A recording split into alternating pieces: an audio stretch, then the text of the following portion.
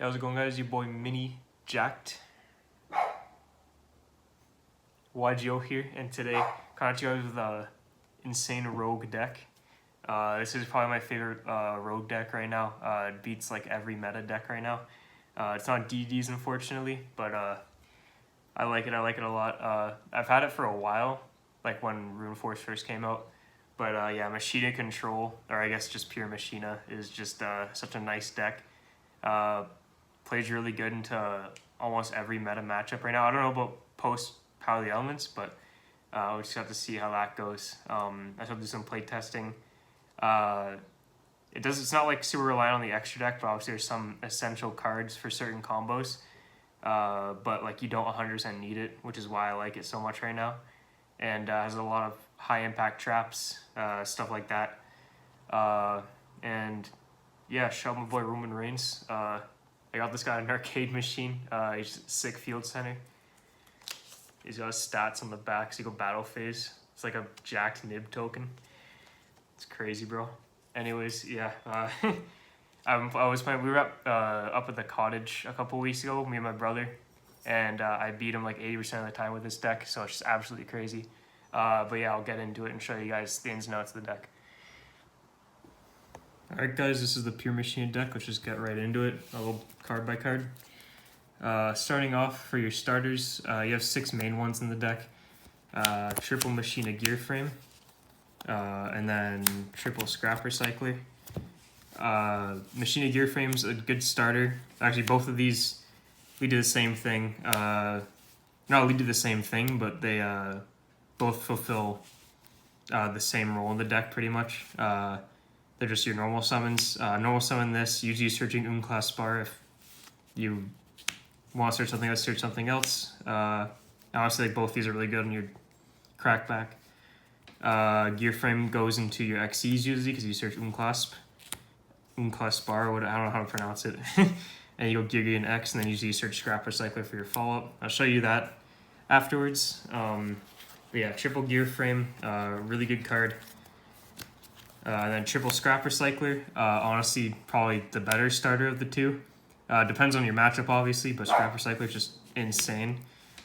Gets you full combo, not by itself, but if you have another body on board, if you can get another body on board by sending. Scrap Recycler gives you full combo and OTK, and just it's jacked, so there's that. And then obviously the two pieces that work together, Unclass Bar and Golem, Scrap Golem, or sorry, the two pieces you want in deck that work together with your starters. So when you normal summon Gear Frame, usually you're searching Unclasp, and then in your Scrap combo, you summon Scrap Golem with Scrap Wyvern. So yeah, it's pretty self-explanatory. Scrap Golem is a revive, and then Unclass Bar is a dump and a free special summon. On to the rest of the Machinas. I'll just go by level. 1 Possess Storage. I'm just running 1 because it's good for follow-up for Zeus plays and just any XCs plays. And in certain hands, in certain matchups, you just search this by pitching, like your Gear Frame, you search Possess Storage, and you can search anything else you want, even the trap. And then you just normal summon this, revive back the Gear Frame, then you're not locked into machines, so you can go to other XCs plays too. Or other link plays as well. One of him. I'm running 2 Fortress. Usually you see lists run 1, but I really like 2 just because in case 1 gets hit. This is your out to a lot of cards. It's good for extension to start your combos. So I like seeing, obviously not 2 in hand, but 2, and then obviously Urgent Schedule. It's a good summon target. Get stuff out of your hand like Rune Force and Citadel. Just a really good card. I like it at 2. 1 Metal Cruncher. I'm just running 1 because there's a lot of dark machines you're running as well. But on top of that, it's if you have Citadel and Grave already, it's a really good it's a really good overdrive target. It's a good overdrive target to summon. And then obviously it summons at 28, so you can summon Citadel from Grave and then pop it. And usually that does the same thing as Citadel. And you can keep Citadel on board for next turn. So that's nice. And obviously it searches you your scraps, so that's good. Level 10s, 1 Citadel, 1 Rune Force. You only really need 1 of them. In any other deck, boss monsters like this are risky to run at 1, that like summon from grave, but because you have triple overdrive, you can dodge stuff like called by and IDP and stuff like that. It comes up, it's come up more than once already, which is really nice. Every tournament I bring this to so far, I go like X1 every time. I don't know why, but this deck's just so jacked. Citadel obviously is just Citadel. Summon it back off of Destruction of an Earth Machine or off of Overdrive, and then Regeki basically every turn. Chain blocks your scrap combo, etc. And then Rune Force is like absolutely crazy. This deck's grind game is crazy because of it. Obviously, if it gets popped too, there's some effects on this that like not a lot of people pay attention to or just don't know about. And it really helps you go for OTKs on your crackback. So yeah, 1 Rune Force. That's it for the Machinas. And for the rest of the monsters, 3 Ash and 2 Nib. Obviously, these are flex spots. I'd recommend running Ash, but the 2 Nibs could be like anything else, honestly. There's a lot of room in the deck. So yeah, 3 Ash, 2 Nib are my hand trap choices for what I've been playing up against and sort of just the meta. And Nib's nice too because if you open Scrap Recycler and no other extenders, with a Nib, if they play into Nib, let's say you're going second, they play into Nib, you drop Nib, and then if you just summon Scrap Recycler, sometimes it baits out hand traps, just normal summon of it, and you link into Wyvern and then Wyvern full combos. So yeah, that's it for monsters. On to spells. Triple redeployment. This card's crazy, not just because it's a pitch 1 add 2, which the pitch 1 helps a lot of the times too. If your normal summon gets ashed, it's a free extender, of course. So triple redeployment, card's crazy. The only time it's sort of disappointing to see is when you're on a top deck scenario, which happened to me last. I still got first because there's a lot of people that X1. But yesterday at my locals, I was top decking redeployments, and he was playing Generator branded, and he kept on just using the field spell over and over again. So, and I top deck redeployment twice, which kind of sucked. But yeah, just the way it goes with any deck, you brick, but it doesn't brick like, it hardly bricks. It's just rare that it happens. So is that. Triple Forbidden Droplet. I'm running, you can, obviously if you want to play this budget, because this deck is inherently stupid budget, you could just run Triple Dark Ruler. But I'm running Droplet in the main just because of pitching cards. Sometimes it's just better. A lot of times it's better, and then you can go for OTKs, of course, which this deck is really good at. It does it really easily. Triple Droplet. Double Urgent Schedule. I'm only running 2. Honestly, I like it at 2 because you don't want to see it too much. Obviously, if you're going first, it's not as good unless you hard open Overdrive. But yeah, Urgent Schedule also sets up your combos for the crackback and just go for OTK. So 2 Urgent Schedule. Obviously, if it's sent off of, like, if you have to go for a Zeus play and you set Urgent Schedule, it's sent, you search Citadel or something, and then if you have like Fortress and Grave, then yeah, you're chilling. And then last but not least, 1 called by. You're not running a lot of hand traps, and obviously if you get hand trapped, it's kind of rough depending on where they hand trap and when they hand trap you. So just having 1 call by is nice. Honestly, I've been thinking about like maybe putting in like crossouts or something and more hand traps, but it's just difficult to fit in this deck just because you want to run a lot of traps, not really hand traps. So 1 called by, and you don't really, honestly, if your play gets stopped, usually 9 times out of 10 your grind game is better than theirs. So if your play gets stopped, you guys are both at like, it's such a simplified game state, you're just gonna win with Rune Force and Citadel. Anyways, on to the traps. Triple Overdrive. Obviously it's crazy. Not really much to say about it. Other than, I guess, I think I already explained before, but banishing to shuffle back like your Rune Force or Citadel or Fortress, dodge is called by. Or like IDP or DD Crow, something like that. If they chain it to like whatever, which I mean, you don't really have to chain it to it, but it gives you recursion, obviously. So helps you out in the grind game again. 3 Torrential, and I guess I'll play these 2, or put these down 2. Oh, there's the last one. Triple Solemn Strike. Torrential Strike, obviously, is just crazy, especially into like Punk right now. It's just you set Torrential, set Strike, and then you hopefully get to set up something. If not, you wait for them to try and build an OTK board, and they Torrential Strike, and then you have more resources than them because you just Torrential Strike them, and that's it. Yeah, and then last but not least, Triple D Barrier, because the only extra deck you go into is Xyz, and that's barely even going to matter. This is mainly for the branded matchup, of course. Also helps in the Punk matchup. Helps in a lot of matchups. Obviously, it's just this is format specific. Could be another hand trap. Could be different traps. Just yeah, but Triple D Barrier is super nice because even on if you're going second, if you set it, and you have Torrential and D Barrier, and their negate is like Baron, you can Torrential and then they Baron negate, chain D Barrier, calling Synchro, and it's negated.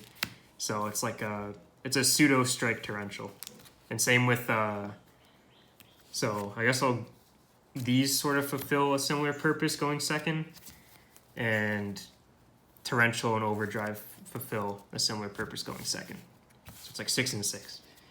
So yeah, that's a 40 card main deck. I like to keep it 40 in this deck just because you're not running a lot of starters, obviously, because there's not a lot of starters for the deck. But you have 9 technically, a little more, but yeah. Anyways, onto the X deck, which only really some of it really matters, but I'll get into that. Obviously, the most essential card is Scrap Wyvern. I guess one of the most essential cards, Scrap Wyvern. Facilitates your full combo. Gets 2 free bodies on board plus another send with because Scrap Recycler isn't once per turn. And then you like go Boral Sword with Citadel Rune Force usually. It's crazy. Or you can go Appaloosa to protect your plays if your opponent's low. So yeah, Scrap Wyvern. And then the second link too is IP Masquerena. Sometimes you go into it. Depends on what you're going for. On the link 3s, which I honestly rarely go into in this deck, One Nightmare Unicorn, probably the link 3 I'd keep in, and then one I'm trying out is Equimax. Depends on what your opponent's board is, of course, super situational, but this deck just has a lot of extra deck space, and I'm just trying out a lot of stuff. Honestly, if you have Prosperity, and D-Barrier isn't really the card you want on main deck, you could cut that for Prosperity. Because there's just certain cards in the X deck and certain cards that are super situational. So this would be a perfect Prosperity deck. I also don't own Prosperity, so that's another problem. On to the rest of the links. The link 4s, Appaloosa, 1 Boral Sword, 1 Abomination, 1 Avermax. Boral Sword, or I guess if this is access code, it could also be access code, but Boral Sword also is totally fine. And Appaloosa are nice because this either forces them to nib you before you go Appaloosa and you still have recursion plays, and Boral Sword is nice if you know they don't have Nibiru. Unchained Abomination I don't think I've ever really went into, but I went into it once, but the moment I did they scooped because they were playing like Eldritch or something. There's some back row deck, and what's nice about it is that if they have any monsters out, you can Citadel pop Citadel or anything, and then that procs Abomination to pop any of their back row, and then at the end phase, Abomination pops another back row. Let me actually read this really quick. Yeah, so if you... Oh, except by... So yeah, so never mind. Yeah, so Abomination. It's nice to have for back row removal. And then, last but not least, Avermax. Insane, because there's not a lot of decks that can really deal with... There's certain decks that can deal with it, but... Let's say your opponent has it's your Psychic End Punisher out, essentially. You summon Avermax, and then you swing over it, and then, yeah, it just gains a bunch of attack. And obviously, it can't be targeted. Make it with IP 9 times out of 10, so it can't be destroyed, and can't really be swung over, so, yeah, there's that. That's it for the links. On to the Xyz. I'm running 2 Gigan X. Usually you don't go into 2, but it's just in case. So honestly, cut this to 1. The Xyzes are really sort of flexible. There's certain ones that you should be running and certain ones that are flexible. So 2 gear gigant, there we go. 1 heavy armor train Iron Wolf. I forgot this card existed. I used to play it back when I used to play Despots. That was the first deck I really ever played. But you never went into it. But this deck, obviously, since you're running Zeus, Iron Wolf is a free swing direct, go into Zeus, wipe the board. And yeah. Non-machine link or XEs because of I explained the possess storage play before, or if you just have follow-up. Abyss Dweller and Baguska.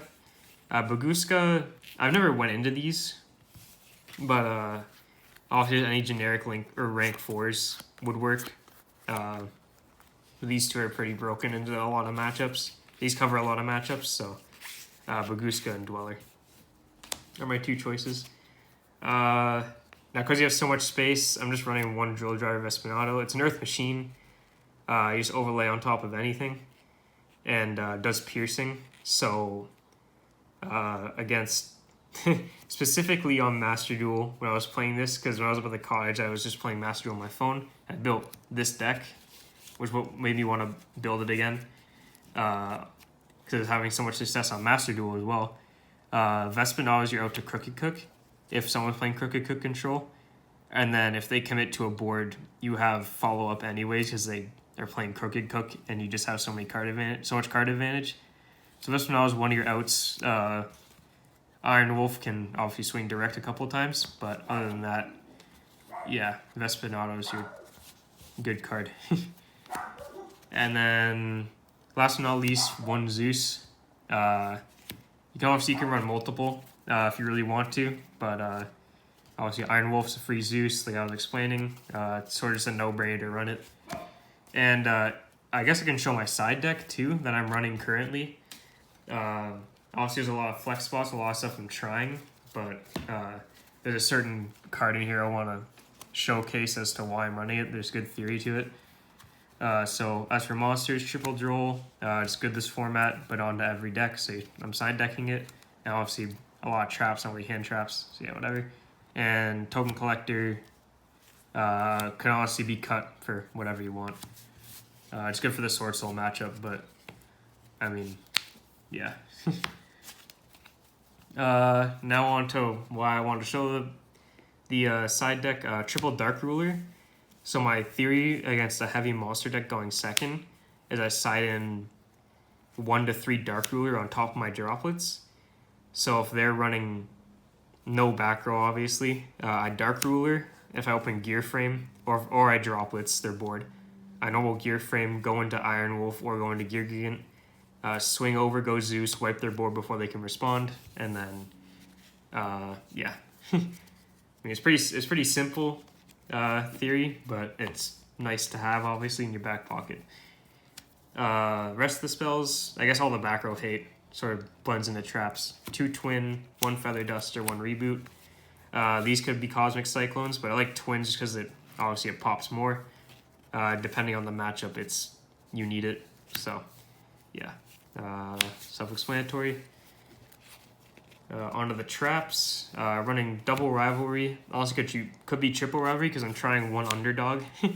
Hasn't really come up yet, but I like it just because on your turn, all your effects like Citadel's reviving from grave, whatever, and you have your traps. So underdog's nice, and then on their turn, if they have a huge board and you flip underdog at the end of the turn,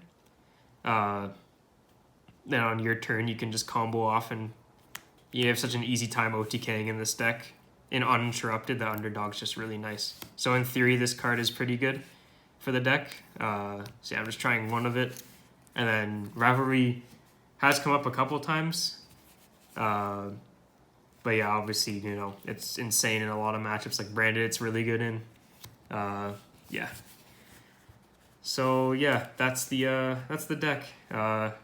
It's, in my opinion, it's one of the best rogue decks, or I guess it would be best rogue decks right now. Just because it plays through so much of the meta, plays through a lot, has an insane grind game, doesn't really care about Scythe Lock, doesn't really care about Skill Drain or anything like Eldritch. If you open Droplets, easy out to I mean, it's any deck, but easy out to Griffin Rider, the Brave stuff. And yeah, it just has a lot of outs to a lot of answers to a lot of decks. So yeah, Rune Force is also just cracked against a lot of decks right now too. Yeah, that's basically it. If you guys want to see any other decks, anything different that you guys are interested in, any rogue decks, or just any updated deck profiles, I guess let me know. And I'll see you guys next time. Peace.